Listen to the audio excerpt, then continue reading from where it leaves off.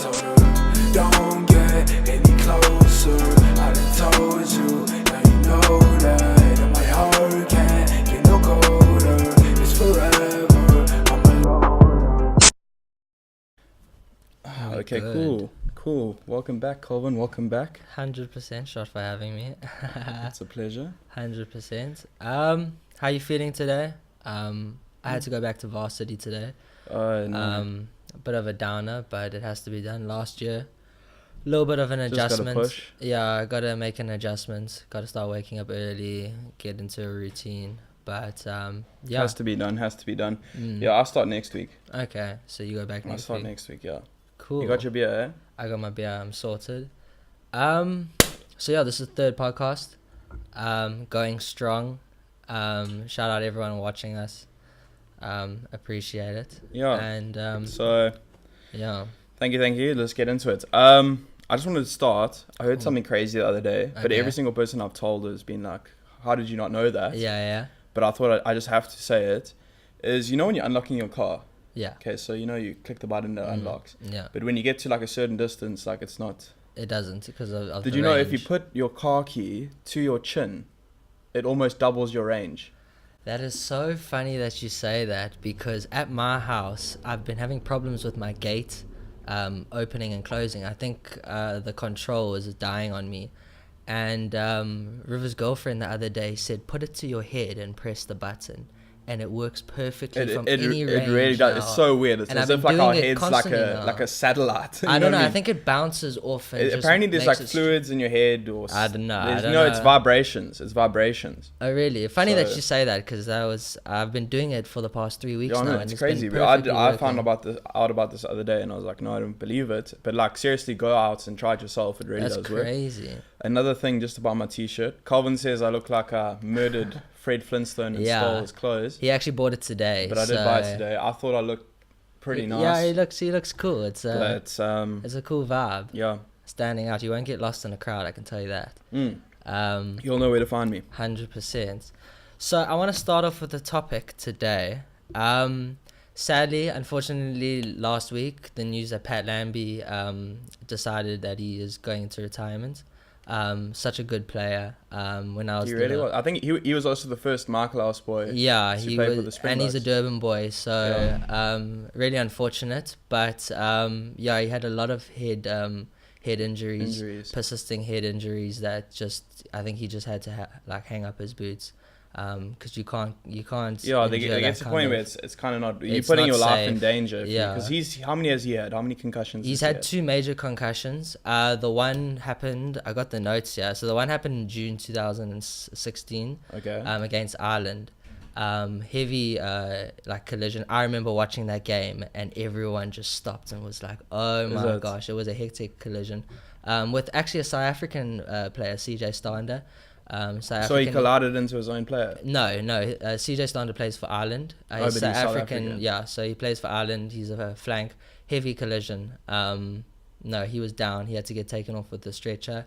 And then in about 2017, he had another collision with one of his own players playing in the Super Rugby Championship.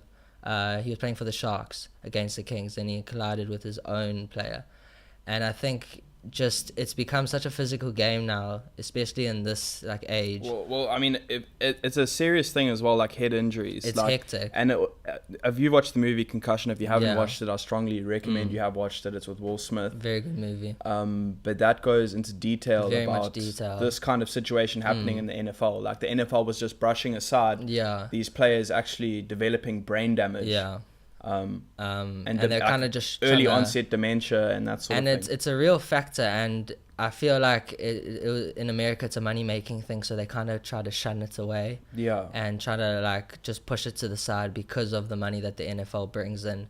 But it's a hectic disease, and it affects a lot more people. Only later on in life you only realize that these It collisions. really is, but it's coming in like there's guys as early as like 25 years old with like early onset dementia. Yeah, it's hectic. And also they wear pads and helmets, so you can imagine the force that they have on impact compared to rugby. Definitely. Because they just drop the shoulder and they run. They don't. It's not like tackling a rugby in American football. They go for each other. So very sad, but I mean, he was a good player. He's also got a kid on the way, so I understand where he's Has coming he? from like to see his kid grow up, and he wants to carry on. He started off quite early. How old was he when he made the Springbok side? I think he was 19. Yeah, 19, 20 around there. Yeah, he started off playing for the Sharks, and then he's got 56 caps, 50 test matches for the Quite Springboks. impressive. What an achievement. He's also, before he announced that he was retiring, he was playing for a race. It's a team in France called Racing 92. Okay. So they released that on their website about a week and a half ago, saying that he's decided to go into retirement. But I think he's established himself. He's got a bit of crown from playing rugby here and overseas. So Yeah, I they think do he'll make do good fine. money. I think he'll also go into commentating and rugby analysis, and I won't be surprised if he's on Super Sports in the near future. Because he can. Hopefully it's not he the end of articulates his himself kind of quite well as well. His career, his He's also passion, quite that sort of thing. intellectual. So yeah. But yeah, I thought that was a cool topic to talk about because he's a Durban boy. It is a current thing as well. That's sad. Another thing I wanted to talk about, another kind of public person, is Tekashi 6ix9ine. Okay. Now, Yeah. in the past, I've openly Yeah. expressed like my kind of support of him, Yeah. but I never really took a step back because I always felt that everyone is portraying him as a victim. I mean, not a victim. Well, for Um, those of you that don't know, he is a rapper. Oh yeah, he's He's so a yeah, guy that has rainbow hair. You can't miss him. Yeah, I'll put a picture of him down below. But Yeah. yeah, he is quite a famous or viral Was kind a of famous. SoundCloud rapper. Yeah. So he kind of played the victim in his interviews and that sort of thing Yeah. to the media. And he did accomplish a lot. Yeah. He basically, without a record label or any support from the mainstream media, got hundreds of millions of views on YouTube Yeah. and SoundCloud and kind of built his own career For the past 2 by years himself. now. Yeah. Yeah. So he started rapping in 2014. He only really got on my radar at about 2017. Yeah. But so what's happening now is he actually had a court case earlier on last year, Yeah. which involved featuring a 13-year-old girl in one of his music videos, and they're Yeah. performing like sexual acts on her. Yeah. So after that court case, he was given probation. So he got a 2 or 4 year probation Yeah. period, and the FBI came after him shortly after that. Yeah. I heard Due about to that. his involvement. He's part of a gang called the 9 Trey Gangster Bloods. Okay. Yeah.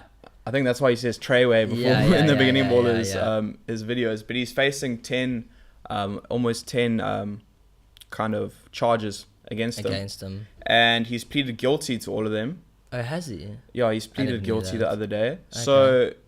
So in the beginning, people were saying, look, he's going to have 32 years to life, minimum 32 years. But now it's looking like a minimum of 47 years. So he's gonna be old when he comes 47. out. He's That's your life. he's That's- 20. He's 22 now. Yeah. You know what I mean? You're going to be 69 when you come out. I feel like the whole media got to him, and I think he just tried I way think he too hard. felt he was untouchable. Yeah. But he actually said on what's that Sway in the Morning?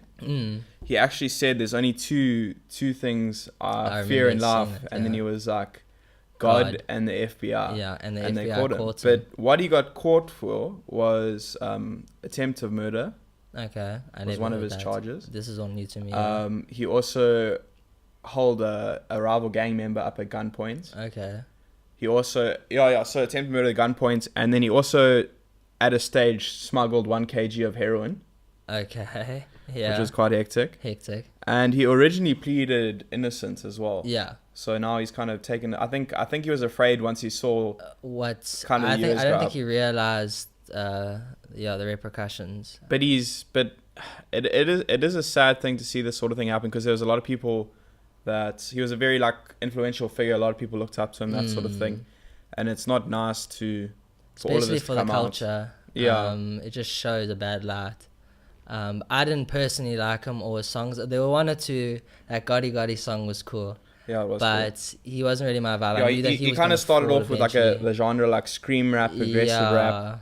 I enjoy it. I didn't mind it. But it's a very I feel like he acquired was so kind of taste. controversial that he got the views, and I think he just got hot-headed. Apparently, yeah. Before he started rapping, he actually got in the limelight for his like antics on Yeah. social media. Yeah, I think he just took it way out of he was a good proportion. marketer though. No, he was. He was. What he accomplished can't actually kind no, of be. he's kind of set the bar, but I feel like he's almost diluted everything now because everyone's trying to do something Trying to different. be in your face, drastic. Yeah, and it's not going to work now. I think it was a buzz around him, and now it's died down. So anyone else that's going to try and do it will look stupid. Yeah.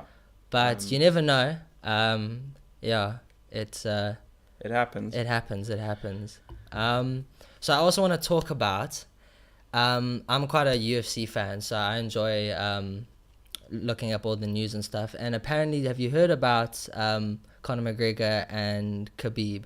And they've been fined, both of them. Fine. So just a bit of a backstory with that. If no one knows.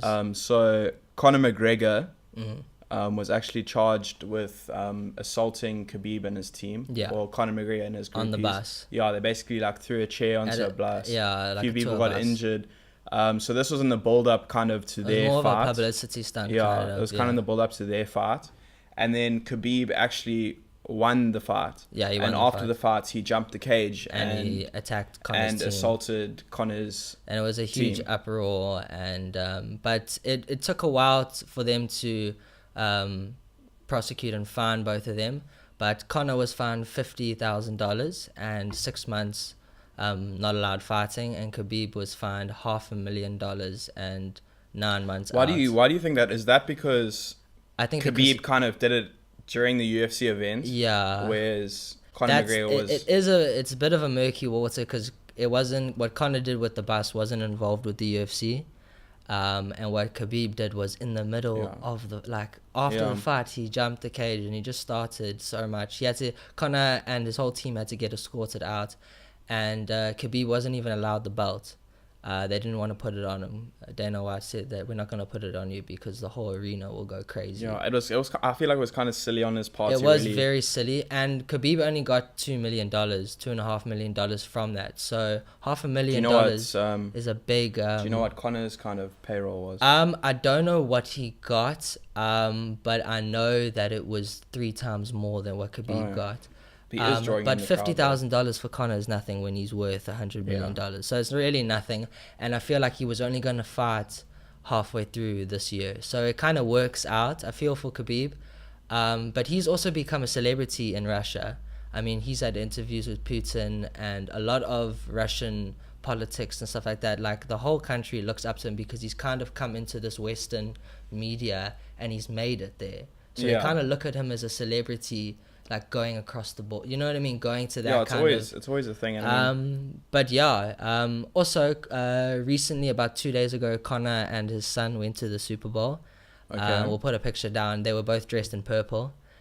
His son was dressed in a purple suit, and so was Conor. His son must only be like a year old? I think he's just under a year old. So they look quite cute together. But Conor gets invited to all of these high end events. I mean, he's an athlete and he's a multi-millionaire, but he's also a celebrity now. Yeah, he's kind of got that celebrity status. He's kind of got that status around him. So I thought that was quite cool.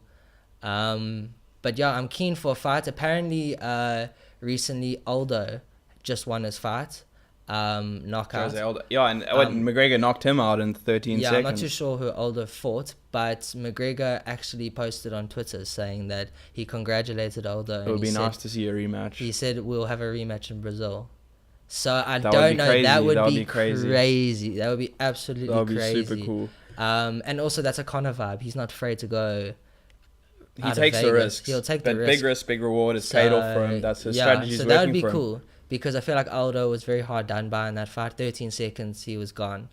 So I feel like this one would go the distance, and I feel like Conor would still win, but it would be a fight. The stand-up's amazing. But talking, switching to another narcissist. I don't know if you haven't watched it. There's 2 documentaries out at the moment on the Fyre Festival. You can either see it on Hulu or you can see it on Netflix. I watched the one on Netflix. It was very good. It was kind of crazy to see, like the power. It kind of exposed the power of social media influencers and social media in general. Yeah. So basically, what happened is Ja Rule and this man Billy McFarland, a 27-year-old entrepreneur, they opened an app called Fyre.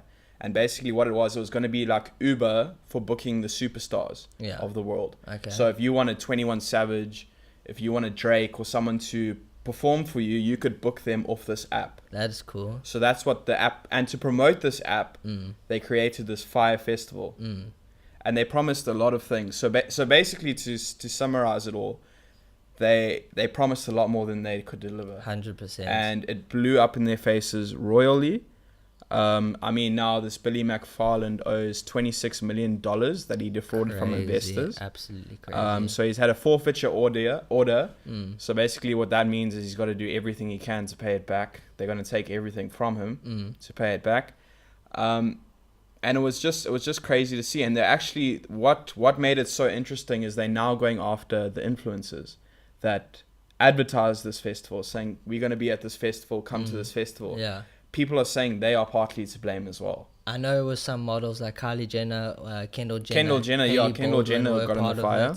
But I think they were unaware of that. Yeah, I don't think they were aware of it. And also the thing was, he did this whole thing with for those of you who don't know, Ja Rule, who's a rapper. To be honest, I've never heard of it. He's kind of been quiet recently, but he was kind of a big deal back in the day. And he was this Billy McFarland's partner, and he basically just promoted. I don't know anything. I don't know what happened. And this Billy McFarland was actually a successful entrepreneur. Yeah. He's only 27 years old. He's young. So he did this. He started off with this kind of credit card company called Magnesis. It was like a black aesthetic steel card. Okay, cool. And it became like an exclusive thing for like the millennials in New York to be a part of. Because you got like specials, you could go to shows, you get tables. It was just like a status thing, yeah. Status thing. So he started that. Then he went on to the Fyre app, and there was a lot of hype around this Fyre app as well. They were literally saying it's going to be the next like kind of Uber. And then, funny enough, after he got busted with this Fyre festival, because it was a royal stuff up, like they advertised like these luxury tent villas, and they actually ended up getting the tents from a hurricane kind of refugee station. No way. So they used the same tents that they'd use in a refugee station. So they kind of took shortcuts. So yeah, and they also advertised it to happen at Pablo Escobar's island. They did, and they weren't allowed to. Yeah, so basically what happened is they said they bought the island as well. So what happened is they were told in order to be on the island, they cannot mention Pablo Escobar because as a publicity. The Bahamas, that sort of area, they're trying to get rid of that stigma. Yeah.